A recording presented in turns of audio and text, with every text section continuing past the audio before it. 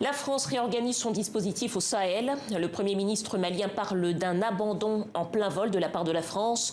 Le président français de déclarations inacceptables et indécentes de la part d'un gouvernement à la légitimité nulle, je cite.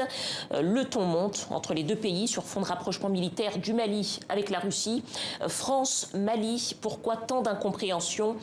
Pour en parler, nous sommes avec Boubacar Aïdara, chercheur associé à l'Institut d'études politiques de Bordeaux en France. Bonsoir. Bienvenue au Journal Afrique. Bonsoir. Alors, c'était au mois de juin. Emmanuel Macron a annoncé non pas la fin, mais la réorganisation de l'opération Barkhane. Pourquoi est-ce que le Premier ministre, Choguel Maïga, a-t-il parlé d'abandon de la France ? Alors, je pense que Emmanuel Macron, lorsqu'il intervenait le 10 juin dernier, a lui-même contribué à créer l'incompréhension. Parce que, je le cite, il a annoncé la fin de l'opération Barkhane en tant qu'opération extérieure.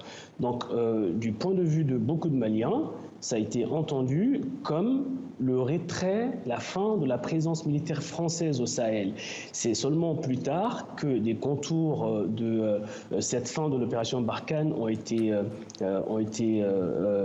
abordés et qu'on a vu qu'en réalité, il ne s'agissait pas de la fin de la présence militaire française, mais plutôt d'une réarticulation de Barkhane qui devrait, au fur et à mesure, laisser place à la task force Takuba. Donc je pense qu'Emmanuel Macron lui-même a créé un petit peu la confusion. Voilà. Mais ça fait quand même plus d'un an qu'il y a eu des manifestations anti-Barkhane avec des appels du pied à la Russie dans les rues de Bamako, des manifestations. Pourquoi est-ce qu'il y a ce sentiment anti-présence française dans le pays ?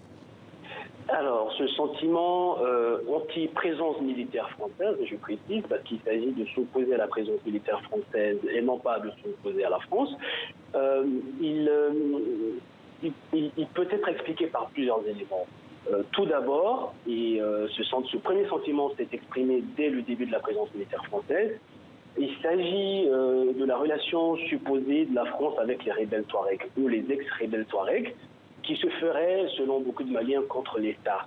Alors, beaucoup de Maliens pensent que la France a contribué à faire de Kidal un sanctuaire infranchissable par l'armée malienne et qu'elle œuvre d'ailleurs en faveur de la partition du Mali à travers l'application de l'accord de paix. Il y a un certain nombre de Maliens qui le pensent. Il y a aussi et surtout l'incapacité à régler le problème sécuritaire malien dans une dimension strictement militaire. Ce qui, à mon sens, n'est pas imputable à l'incapacité des forces françaises, mais plutôt à la difficulté de traiter le problème malien dans une dimension militaire. Il y a beaucoup d'initiatives qui sont évoquées aussi ici au Mali. Par exemple, le fait de pouvoir parler, de dialoguer avec les groupes djihadistes locaux, chose que la France ne veut pas entendre. Et alors, les Maliens, certains d'entre eux se posent la question, quel est l'intérêt finalement de s'opposer à des initiatives de dialogue entre l'État qui se formaliserait, entre l'État et les groupes djihadistes, quand on sait très bien que ces dialogues pourraient contribuer à ramener la paix dans bon nombre de localités ici au Mali. Il y a aussi des Maliens qui vont jusqu'à dire, qui vont jusqu'à mettre en doute la volonté de la France de combattre réellement les groupes armés. Donc, ils penseraient qu'elle fait un double jeu, qu'elle laisse les groupes djihadistes prospérer, parce qu'on ne comprend pas qu'avec tout le matériel, avec toute la capacité qui est celle de l'armée française, qu'elle soit incapable d'apporter de façon significative une réponse à l'insécurité. Mais ces accusations, je le précise, ont toujours été le fait d'une partie de la population et n'ont jamais trouvé écho auprès des autorités maliennes, quelles qu'elles soient.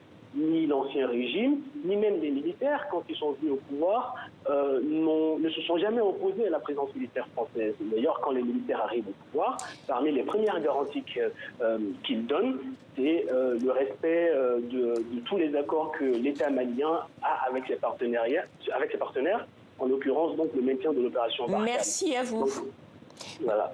Merci à vous, Boubacar Aïdara. Merci pour ces explications. Vous êtes chercheur associé à l'Institut d'études politiques de Bordeaux et chargé de cours à l'Université de Ségou au Mali. Merci. Merci à vous.